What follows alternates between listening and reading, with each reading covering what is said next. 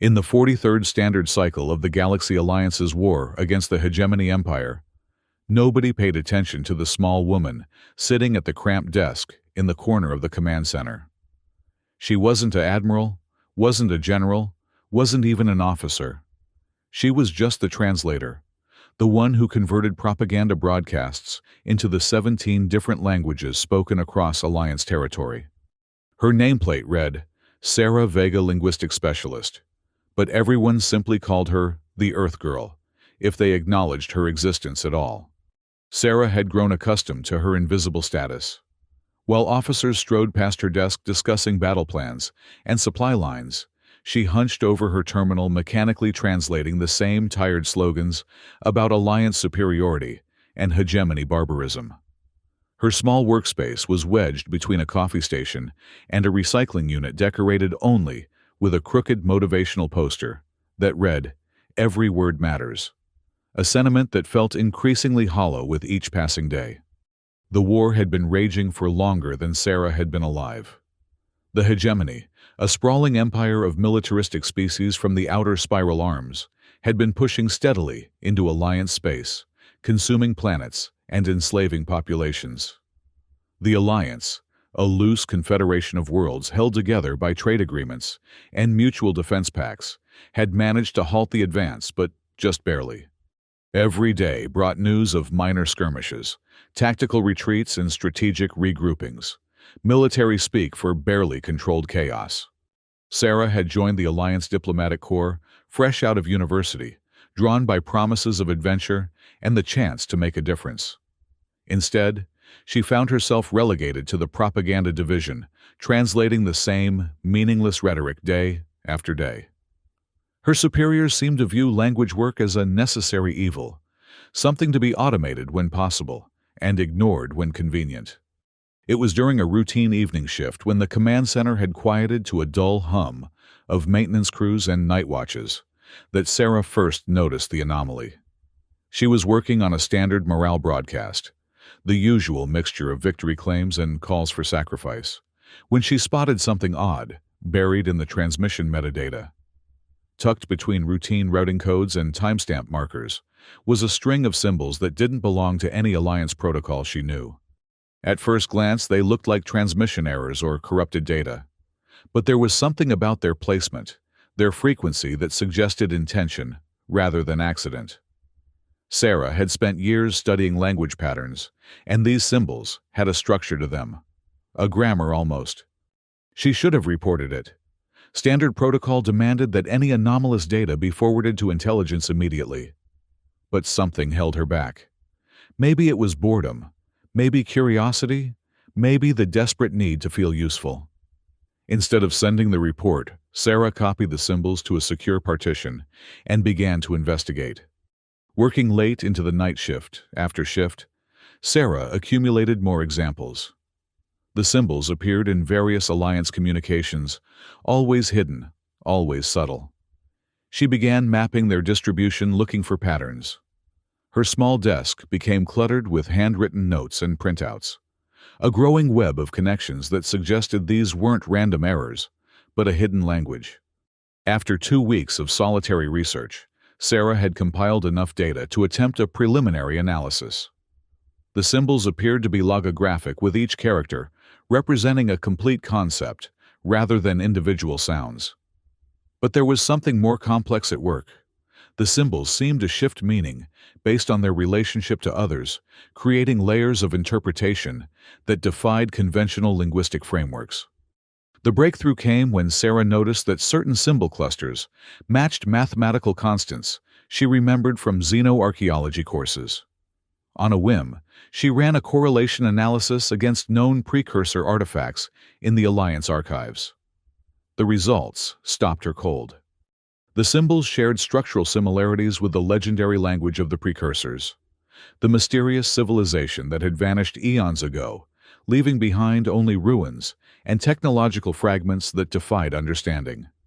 Sarah's hands trembling, she cross-referenced her findings with every piece of precursor research in the public databases. The correlations were undeniable. Somehow, The Alliance's own communication networks were carrying fragments of a language that predated galactic civilization by millions of years. Realizing she was in over her head, Sarah decided to seek help. Dr. Elena Shin, a xenoarchaeologist stationed at the command post, had a reputation for taking junior staff seriously. Sarah waited until the next alpha shift, then approached Shin's laboratory with her compiled research. Dr. Shin, a slight woman with graying hair and intense brown eyes, examined Sarah's findings in silence. After what felt like an eternity, she looked up. "Where did you find these?" "In routine communications," Sarah replied nervously. "They're embedded in metadata across multiple channels." Dr. Shin leaned back in her chair, her expression grave. "I've spent 20 years studying precursor artifacts, and I've never seen an active implementation of their linguistic patterns. This is unprecedented." Over the following days, Dr. Shin helped Sarah refine her analysis. Together, they discovered that the symbols weren't just random fragments, but appeared to be instructions, complex manipulations of space-time that could theoretically interface with precursor technology. "There's something you need to see," Dr. Shin said one morning, leading Sarah to a restricted section of the archaeological lab. Behind multiple security doors sat a smooth obsidian cube about the size of a desk, the Cygnus artifact recovered from a precursor site 30 years ago. "We've never been able to activate it," Dr. Shin explained. "But if your translation is correct, these symbols might be the key." Sarah approached the artifact cautiously. As she drew nearer, the cube began to emit a soft blue glow, and the air around it shimmered with an energy that made her skin tingle. When Sarah spoke, one of the symbol clusters aloud, pronouncing it, as her linguistic training suggested, the cube's glow intensified dramatically. Dr. Shin's eyes widened. "It's responding to you. The language, it's not just written. It's vocal, and somehow you can pronounce it correctly." Emboldened by the discovery, Sarah spent days working with the artifact, gradually building a vocabulary of active precursor language. Each symbol she pronounced correctly caused different reactions. Some made the cube levitate, others created protective fields, and a few seemed to bend space itself. But their research was interrupted by escalating crises. The hegemony had launched a major offensive, and Alliance forces were falling back across multiple fronts. Sarah watched the command center's mood grow increasingly desperate as reports of defeat accumulated. During a particularly tense strategy session, Sarah mustered the courage to approach Admiral Thrick, the command post's senior officer. Thrick was a veteran of 40 years' service, a grizzled Centaurian whose tactical brilliance was matched only by his impatience with anything he deemed non-essential. "With respect, sir," Sarah began, her voice barely audible over the tactical displays, "I believe I've discovered something that could help our defensive capabilities." Thrick glanced at her with mild annoyance. "And you are?" "Linguistic specialist Vega, sir. I've been translating." "Translations can wait," Thrick cut her off. "We need weapons, not words." "But sir, this is about weapons. I've found a way to interface with precursor technology. It could enhance our defensive systems." Several officers smirked at this interruption from the mousy translator. Thrick's expression hardened. "Specialist Vega, unless you're holding a plasma cannon behind your back, I suggest you return to your propaganda translations and let the adults handle the war." Sarah's cheeks burned with humiliation as snickers followed her back to her desk. But her defeat was short-lived. Within hours, emergency alarms began blaring throughout the station. The hegemony had broken through the Sigma line. Alliance forces were in full retreat, and the enemy was advancing toward Outpost Zeta 9, a critical defensive position that, if lost, would leave the command center dangerously exposed. As panic spread through the corridors, the War Council convened an emergency session. Sarah watched from her desk as the Alliance's best minds struggled with an impossible situation. The hegemony's new shields had proven impervious to conventional weapons, and their advance seemed unstoppable. It was Dr. Shin who changed everything. Bursting into the council chamber with uncharacteristic boldness, she declared, "We have an asset you're not utilizing. Specialist Vega has discovered a way to interface with precursor technology that could neutralize the hegemony's new defenses." The council members exchanged skeptical glances. Admiral Thrick looked ready to have both women escorted out. But Field Marshal Rodriguez, desperate after days of defeats, held up a hand. "Explain quickly, Doctor." Dr. Shin launched into a rapid description of Sarah's discoveries, the living language of the precursors, and the potential military applications. As she spoke, Sarah watched the faces around the table shift from skepticism to interest to desperate hope. "You're saying," Admiral Thrick said slowly, "that this translator has found a way to operate precursor technology." "Not just operate it," Dr. Shin replied. "Command it. The language appears to be a form of reality manipulation. It can interface with energy fields, space-time mechanics, even matter conversion." Rodriguez turned to Sarah, who felt suddenly small under the gaze of the Alliance's leadership. "Can you weaponize this language?" Sarah's mouth went dry. I believe so, sir. The principles are similar to our shield harmonics. If I could apply precursor commands to hegemony frequencies..." "How quickly can you implement this?" "I'd need access to the main tactical systems, sir, and the Cygnus artifact for amplification." Rodriguez and Thrick exchanged looks laden with unspoken communication. Finally, Rodriguez nodded. "Do it. You have full authorization, whatever you need." As Sarah was rushed to the command ship's tactical station, she felt the weight of the entire war settling on her shoulders. The indomitable resolve. The Alliance's flagship bristled with weapons designed by the greatest minds in the galaxy. Now, it all depended on a translator, and her ability to speak a language older than stellar civilization. The setup took precious hours, while the hegemony fleet closed distance. The Cygnus artifact was carefully integrated into the ship's primary tactical array, while Sarah worked feverishly to adapt her precursor vocabulary to weapons applications. Dr. Shin stood by her side, providing technical support and crucial moral encouragement. "Remember," Shin whispered, as they watched enemy ships approach on the tactical display, "language shapes reality for the precursors. Speak with absolute certainty." As the hegemony fleet entered weapons range, Admiral Thrick gave the order. "All ships prepare for engagement. Specialist Vega, you are authorized to begin whenever ready." Sarah stood at the tactical console, the Cygnus artifact glowing beside her, channeling power through the ship's entire weapons grid. Before her, the view screen showed the approaching enemy. Dozens of massive vessels protected by shields that had rendered the Alliance helpless for months. Taking a deep breath, Sarah spoke the first command sequence, her voice carrying across the bridge with surprising authority. The words felt strange on her tongue, as if she were pronouncing concepts that existed beyond mere sound. The ship's weapons fired, not projectiles or energy beams, but something far more subtle. Wave of distortion rippled toward the lead hegemony vessel. For a moment, nothing happened. Then the enemy ship's shields flickered but held firm. The bridge crew held its breath. "Again," Admiral Thrick ordered. Sarah spoke the second sequence, this time with more confidence. The Cygnus artifact blazed with blue fire, and she felt something shift in the fabric of space around them. The ship fired again. The result was the same. Shields flickered, stabilized, held. Murmurs of doubt began to spread across the bridge.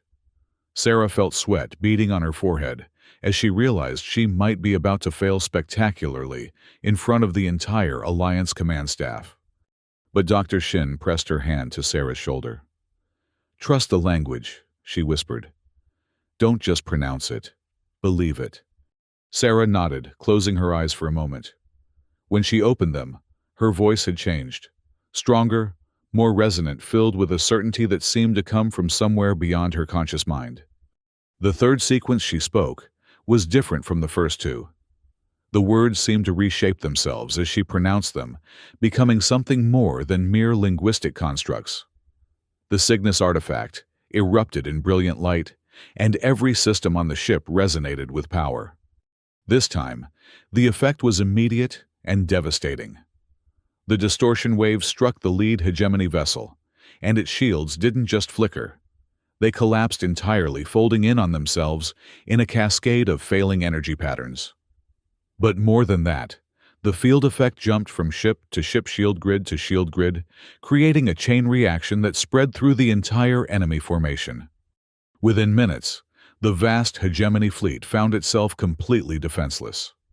Alliance forces, which had been preparing for a futile last stand, suddenly found their enemies vulnerable for the first time in years. "All ships," Admiral Thrick commanded, his voice filled with amazement. "Target enemy vessels. Fire at will." What followed could hardly be called a battle. The hegemony ships, stripped of their primary defensive systems, fell to conventional Alliance weaponry with shocking ease. One by one, the mighty vessels that had terrorized the Alliance for so long were either destroyed or forced to retreat. As the enemy fleet fled, the indomitable Resolve's bridge erupted in cheers. Officers who had barely acknowledged Sarah's existence hours before now looked at her with something approaching awe. Admiral Thrick approached her slowly, his expression unreadable. "Specialist Vega," he said formally, then stopped, seeming to struggle with words. Finally, he simply extended his hand. "The Alliance owes you a considerable debt." The aftermath moved quickly. Within days, Sarah found herself promoted to Director of Precursor Linguistic Research, with a team of scientists and a laboratory complex that dwarfed her old corner desk. The Alliance had realized what she had tried to tell them, that language properly understood and applied could be more powerful than any conventional weapon. But Sarah's discovery opened more than just military possibilities. Working with Dr. Shin and a growing team of researchers, she began mapping the true scope of the precursor language.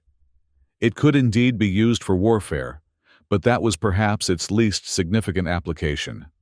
The healing applications alone revolutionized Alliance medicine. Certain symbol sequences could repair damaged DNA, regenerate lost tissue, even restore brain function to those who had been considered permanently disabled. Transportation improved dramatically when Sarah discovered phrases that could fold space-time, allowing instantaneous travel between specially prepared locations. More importantly, the language seemed to have consciousness-expanding properties. Those who learned even rudimentary precursor phrases reported enhanced problem-solving abilities, increased empathy with other species, and a deeper understanding of the universe's fundamental interconnectedness. As months passed, Sarah often returned to the memorial wall, where the names of those lost in the war were etched in stone across 17 languages. She would run her fingers over the letters and wonder about all the voices that had been silenced, all the potential that had been lost. The war with the hegemony had ended, not through superior firepower, but through superior understanding. And that understanding had come not from the Alliance's greatest generals or smartest scientists, but from an overlooked translator who had simply paid attention to patterns others had ignored. Dr. Shin joined her at the memorial one evening, as Sarah stood contemplating the wall of names. "Do you ever wonder," Shin asked quietly, "how many other crucial discoveries are sitting right under our noses, waiting for someone to notice?" Sarah smiled, thinking of her old corner desk, her propaganda translations, and the symbols hidden in metadata that everyone else had dismissed as errors. "I think that's the point," she replied. "The universe is full of answers. We just have to be willing to listen, even when, especially when, the answers come from unexpected places." Above them, the stars shone with new meaning. Each point of light represented worlds where the precursor language was now being studied, where healing centers were being built, where old enemies were learning to communicate in ways that transcended mere words. The Alliance had learned a valuable lesson about the power of language, about the importance of paying attention to those who seemed small and insignificant. And in the depths of space, in archaeological sites, scattered across 1,000 worlds, more precursor artifacts waited to be discovered, more fragments of their reality-shaping language waited to be decoded. Sarah Vega, The Earth Girl, who had once been invisible, had shown the galaxy that sometimes the most powerful weapons were words, and that the most important battles were fought not on distant battlefields, but in the quiet corners where careful minds paid attention to details that others overlooked. The war was over, but the exploration had just begun. And somewhere in the vast archive of the precursor language that Sarah was helping to compile phrases, waited to be discovered that would reshape what it meant to be civilized, to be alive, to be connected across the infinite expanse of stars. In the end, the greatest victory of the Alliance hadn't been military. It had been learning to listen to voices they had previously ignored, to value wisdom that came in unexpected packages, and to understand that in a universe full of ancient mysteries, sometimes the best codebreakers were those who understood the fundamental truth that all language at its heart was simply one consciousness, trying to reach out and touch another.